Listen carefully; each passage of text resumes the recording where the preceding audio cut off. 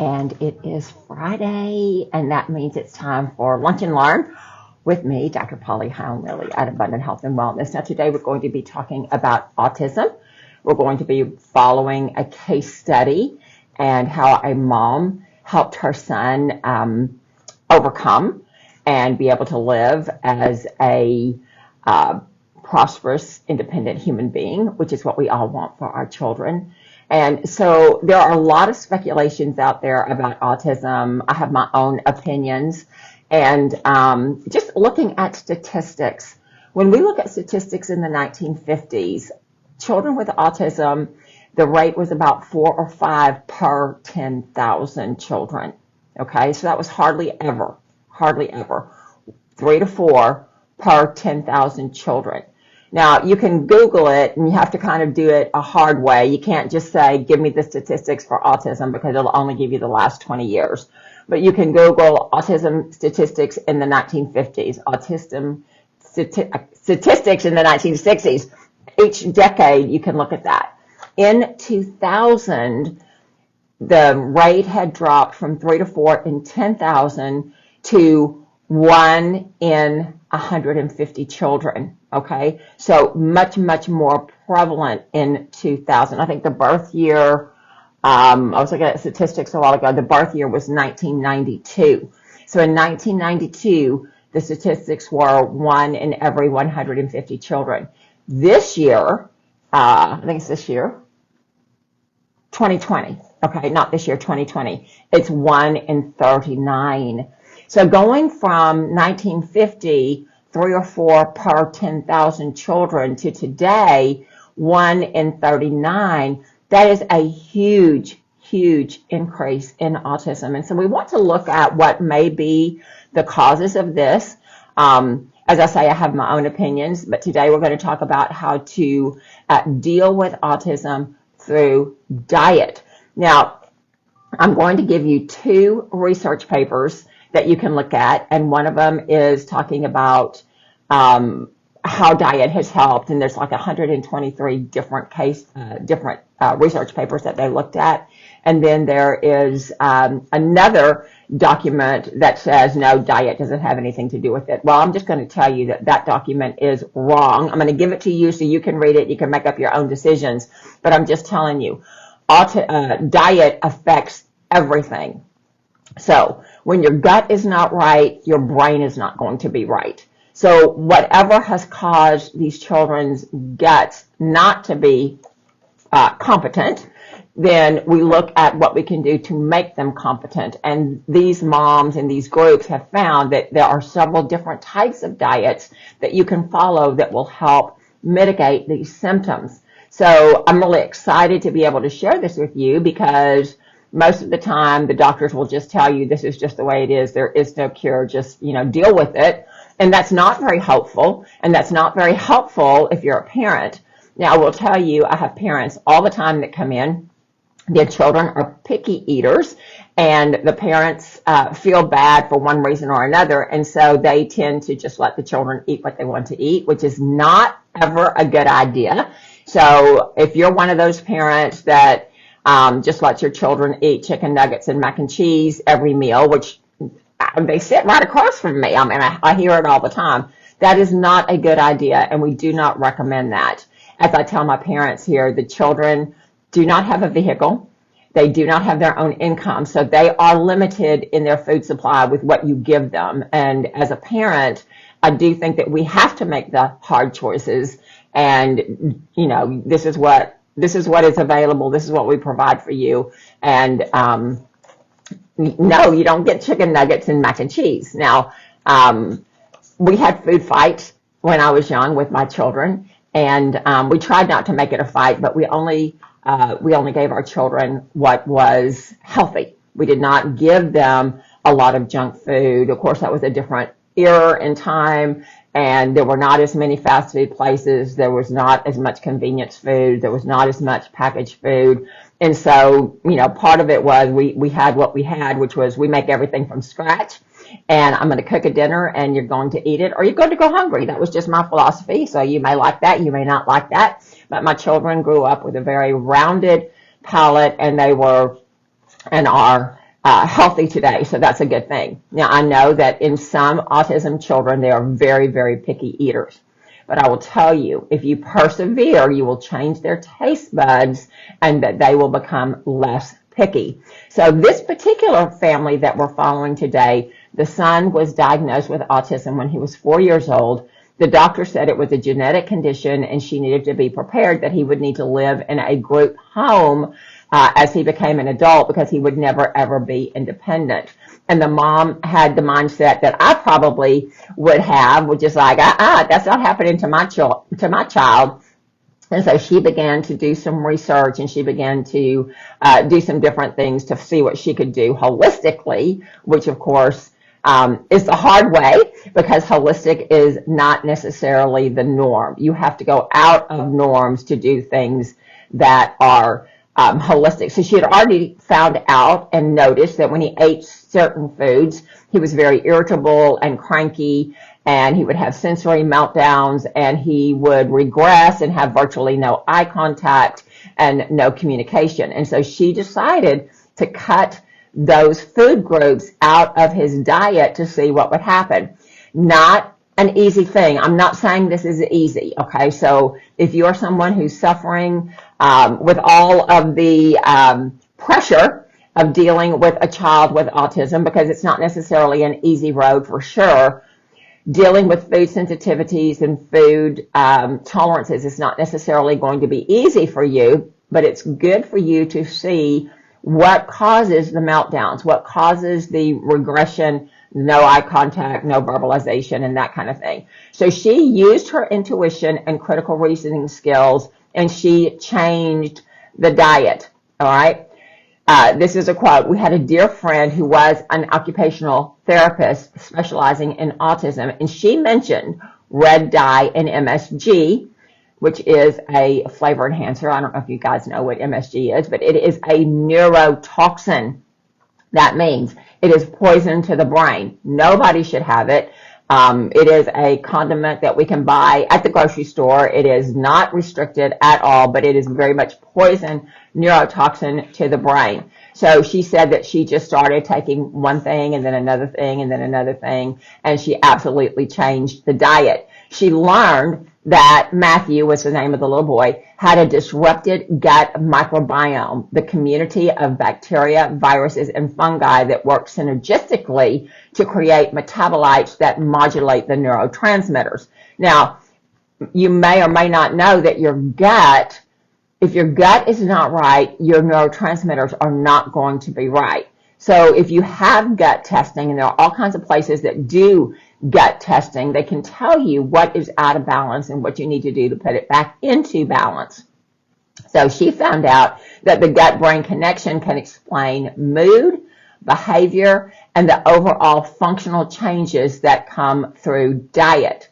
Testing also revealed that he had a wide range of food allergies. So with diet modifications tracked in a food journal, he reversed his symptoms of autism. Now, this is what every mother would want. This is what every father would want. And so is it going to be easy? Not necessarily, but with determination and education, you can do this. So this young man went on to earn the rank of Eagle Scout, all right, and he attended college. Mother and son both attest to the diet for making the changes. Now, the diet that they adopted was a low-carb diet. Now, why is this a good diet? It's a good diet because if you are constantly having a diet of mac and cheese and bread and that kind of thing, you're putting in your body glyphosate.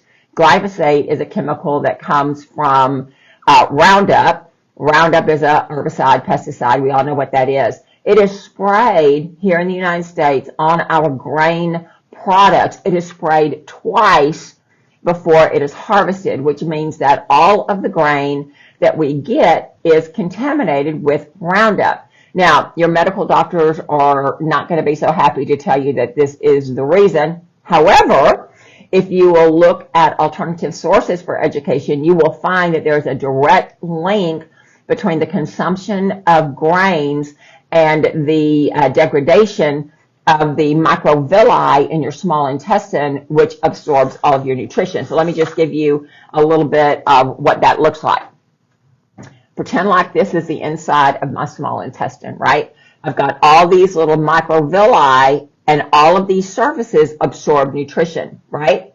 So when we have a lot of grains, a lot of pasta in our diet, that glyphosate ruins these microvilli, and so then what you're left with for absorption is hardly anything, right? So if you're not absorbing your food, then you've got nutritional deficits. If you have nutritional deficits, then your brain can't function properly. And so we know that when we get people off of gluten, when we get them off of wheat, pasta, bread, all those kind of things, that microvilli will regenerate, and they'll be able to do what they need to do. Now, medical doctors used to ask their patients, are you gluten intolerant? Now they ask their patient, to what extent are you gluten intolerant? Because we all are gluten intolerant to some degree or another, okay? So this is something that's really, really important. And autism can be reversed with diet. There are no formal studies on paleo diet, okay? This is low-carb diet. But we have seen through mom groups, Facebook groups, all that kind of stuff, that when you change the diet, when you modify the diet, the symptoms of autism are mitigated, and that's what we want. The paleo diet emphasizes whole foods, avoiding simple carbohydrates, sugar, grains, dairy, and legumes. Only a few diets have been thoroughly researched in connection with the autism spectrum disorders, which cause communication and social development problems. While the variety of diets is complex to study, particularly in children with developmental difficulties, sharing wisdom on nutritional observations is common, especially among caregivers and families with autism spectrum disorder, or ASD, as it's a little bit easier to say. Researchers took advantage of that sharing with an extensive survey of caregivers, many of whom have used nutrition to address the symptoms of autism disorder. Now, in 2023, which was just last year, so this is really new research, observational study involving more than 800 participants compared those using supplements and pharmaceuticals to those who used specialized nutrition, including paleo and 12 other diets to manage the symptoms of autism. There are a lot of good reasons why these diets are very helpful. The underlying mechanism for why they work relates to what we see happening to the symptoms related to autism. So this is by a lady named Julie Matthews, who was co-author of this study, and she is a certified nutritional consultant. She is the founder of Nourishing Hope, Personalized Nutrition for Autism and ADHD. So if you have a child, a grandchild, somebody in your family, somebody that you know and love who's dealing with autism, you might want to reach out to her and her foundation and see what she can do for you, and get some help in trying to figure this out for your own child. So she's the founder of Nourishing Hope, which is for personalized nutrition. Now, as a whole, therapeutic diets are shown to be safe, cost-effective tools that improve some symptoms with far fewer adverse effects than some pharmaceutical and supplemental options. Now, we don't want medicine to be a lifestyle. If you're in a crisis situation, then we're so thankful that we have medication.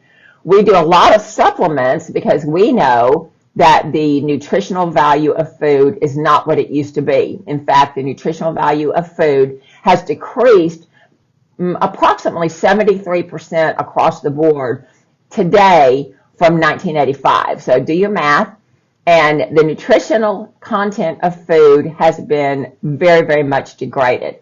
So for that reason, we take a lot of supplements. We take vitamins, we take minerals, we do immune support, we do all those kind of things because we're not getting the nutrition from our diets. And so we are in favor of supplementation, but we're also in favor of lifestyle changes. So the results of these 800 children were published in September 2023 in the Journal of Personalized Medicine.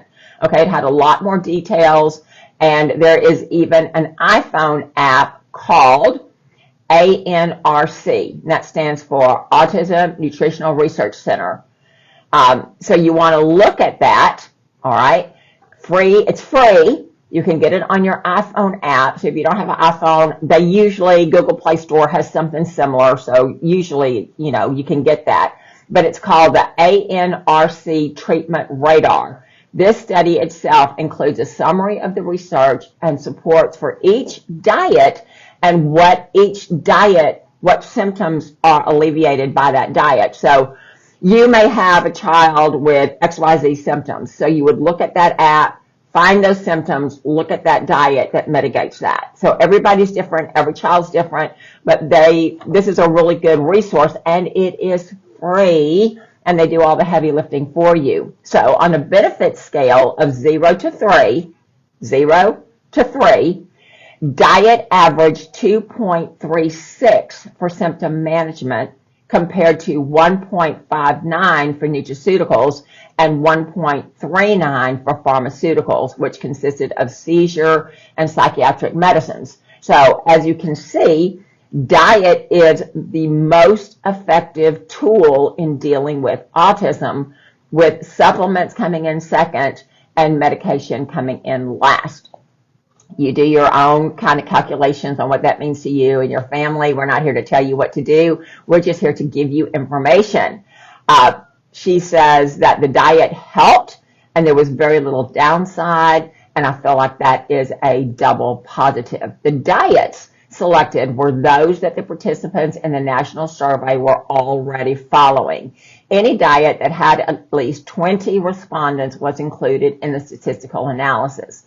Of the 818 participants, 486 used dietary intervention. The most popular diets were a, quote, healthy diet. Now, not sure that I know what that is, because a lot of people come in here and tell me that they eat healthy. And when they tell me what they eat, it's not as healthy as I would like it to be. So healthy is kind of a nebulous term, but at least they are aware of what should be eaten. There was the casein-free, gluten-free diet at 221. The healthy diet was 221 people, and the casein and gluten-free diet was 179 people. At the low end, the ketogenic and the paleo diets were used only by 21 patients each. So that's not very many. I personally like the keto diet, but most people think that the keto diet is a low-carb diet.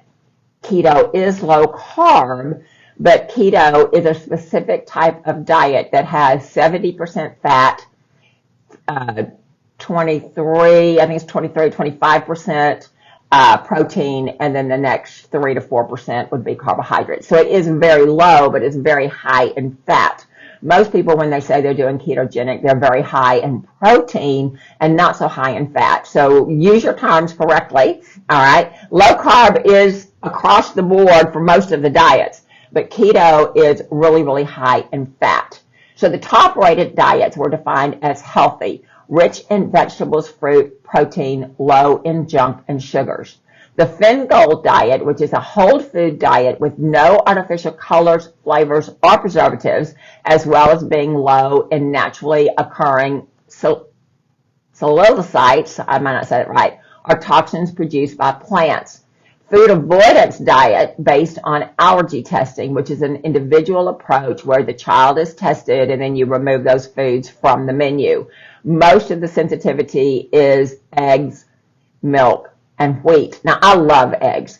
I think eggs are the absolute perfect food, perfect protein, but some people are allergic to it. There's the low sugar diet, which is used to balance blood sugars and lower inflammation, which I'm in favor of that. And then the gluten-free, casein-free diet, avoidance of all wheat, all grains and dairy. So those are the most popular diets. They're not that difficult. You have to pay attention. You have to be mindful. You have to, make a choice. Dealing with sickness and disease is hard. Dealing with changing your nutrition is hard. You have to choose your hard.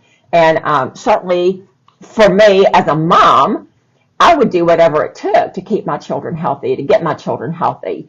And if that meant changing their diet, then that's what we would do. If that meant changing their environment, that's what we would do. If that meant not letting them be on their electronic devices all day, then that's what we would do.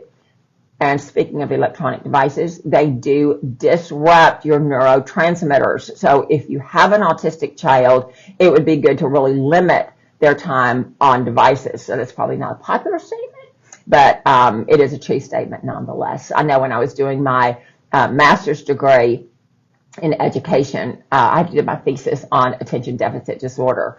And one of the things that we learned with attention deficit disorder is that screen time and the different flashes and the movement and all of that teaches the brain not to work in a logical, linear way, the way that we used to be taught to read during the summer, and the reading trains your brain to work in a linear fashion. So I know that's probably not popular because people do use the electronic devices to babysit their children, and I get it. I totally get it. However, it's not healthy for their brain. So in addition to ranking the diets by net health improvement, the study charted 23 specific symptoms, including anxiety, attention, cognition, skin problems, language and communication issues, seizures, sensory sensitivity, sleep issues, and social interactions, tics, and other symptoms, and they matched them each to the top 5 diets. Which diet did best depends on who you were as a person and what symptoms you're trying to alleviate. So if you're a person struggling with particular symptoms, you might be more interested on how the diets perform against that given symptom or a given cluster of symptoms, whatever you have. Diets with a lower net benefit may have a more substantial symptom benefit. And so I would look at it that way for sure. I would want to have the symptoms alleviated. I would want to have my child to be able to function, as independently as possible, to follow the rules and all those kind of good things, to be a good citizen. And so I would probably pick the diet that was best suited to the symptoms that I was trying to relieve. Even though the quote-unquote healthy diet had the highest overall score, it only ranked as the top diet in one symptom category, which was general health. On the other hand, the ketogenic diet took the top spot for 9 symptom improvements, even though it was second to last for all overall improvement. So I agree, the keto diet is not for everybody, and it's probably not something you want to do long term. I have done it. I like it. I'm a carnivore, so, it's just real easy for me to do. Fats I love fats. Who doesn't love cheese and eggs and all those kind of good things? And so the ketogenic diet was the most symptom relieving diet. So ketogenic results may be skewed because they had a lower number of participants. Okay, because it's a stricter diet. It was also likely used specifically for those who wanted to address many symptoms, potentially seizures. And in fact, I think the ketogenic diet was developed in order to mitigate seizures. Now, why does it mitigate seizures? Because it is 70% fat, and fat feeds your brain. And so that's probably why it works. I have no problem with a ketogenic diet. Again, I don't think it should be used 24/7 the rest of your life. However, to get symptoms under control and to help the child develop, it may be a good idea. Though the survey had a narrow focus on limited pharmaceuticals and offered limited details about specific supplements, all of the diets outperformed both in overall benefits. So this is important. You can help your child with diet the most. You can help them with supplements, but you're going to do diet better. So if you do the diet and then you add the supplements, you're going to get the overall most benefit because you're going to shore up those nutritional deficits with supplements, but you're going to remove all of the irritating factors when you change the diet. And that's why it's not like the ketogenic diet has magical properties. It doesn't. What it does is it removes all of the inflammatory processes that may be causing the hyperactivity, maybe causing sensory issues and that kind of thing. We do have here at the clinic a paper that says, anti-inflammatory foods, eat this, don't eat this. And so we can email that to you if you write in and ask for that. We'd be happy to do that. So it's not necessarily that the food itself is the magic bullet. I think the magic bullet is removing the inflammatory foods. And so if you remove the inflammatory foods, you're going to have, less inflammation. If you have less inflammation, the child is going to feel better, the child is going to perform better, the brain is going to perform better, and you're going to just come out just way ahead, okay? 7 of the diets reported minimal adverse effects. Specific details were not included in the study. 6 reported 0 adverse effects. So Maria Hong, H-O-N-G, co-founder of Epidemic Answers, interviewed Mrs. Matthews recently in an online webinar about diets for the organization's community of parents. Mrs. Matthews has specialized in autism and nutrition since 2001, wrote a book called Nourishing Hope for Autism. So if you're dealing with that, if you know someone who's dealing with that, and we all do, because guess what? It's 1 in 39 children now. So that's, everybody knows somebody that's having these issues. She details in this book the way she uses food to affect the biochemical pathways and how the diet can help the children heal. Mrs. Hong is a best-selling author and certified holistic health counselor. She noted that how various diets appeared effective for specific symptoms and the added benefit of being safe and cost-effective. And this is her quote. If you go to a pediatrician, they're going to give you medication for all sorts of things, which most or all the medications have some sort of downside to them. You can do this, the diet, without side effects. It just means changing your child's diet, and that's really helpful too. More pediatricians are seeking dietary guidance, according to Mrs. Matthews, who offers a course especially for doctors. So I don't know how many doctors know that, but I hope you do, and I hope you take advantage of that, and I hope you give your patients the resources that they need to make those decisions that they need to make. Now, on the other side, Autism Speaks, which is a non-profit solution-based organization that funds research, offers nothing regarding nutrition or diet in its resource guide. A representative from the organization said that it had funded grants that have led to nutritional studies. Some of the website articles on nutritional advice for caregivers include how to understand feeding behaviors in autism, which includes picky eaters, as well as how to manage constipation, which is a common problem for children with autism. One of the most recently funded studies, and I'll put the link up there, was published in 2019 in Frontiers in Psychiatry, concluded that dietary variations do not appear to cause GI symptoms, nor do GI symptoms cause dietary variations. Autism Speaks Chief Science Officer, Andy Seek, said that it is beneficial for caregivers to meet with medical professionals to determine if food allergies and intolerances are behind the GI symptoms, or food aversion, both which are common in autism. Now, he says that while a healthy, balanced diet is important for the well-being of all children, quote, research has not found a causal relationship between gut health and autism, with certain studies leveraging rating systems that produce disparate results. This particular study does not offer groundbreaking insight to counter other findings. So he went on to note that Autism Speaks is aware of families that have noticed improved symptoms after removing gluten or casein from their children's diet. Another quote, however, rigorous clinical research to date does not support the effectiveness of a gluten casein-free diet and an evidence-based treatment for autism. So that is all true. There have not been a whole lot of studies that that have researched gluten and casein-free diets with autism.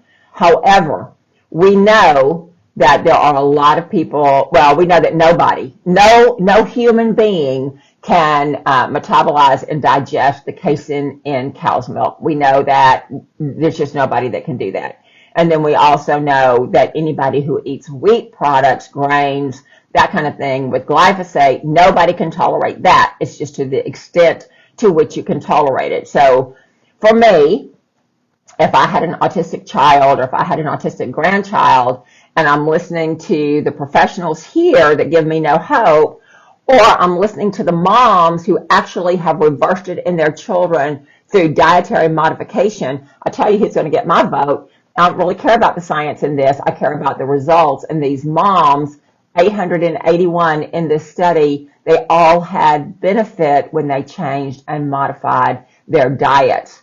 So in a 2021 study in nutrients, categorized casein-free or gluten-free diets as dangerous dietary restrictions that parents adopt on false myths that such eating can improve behavioral or gastrointestinal symptoms.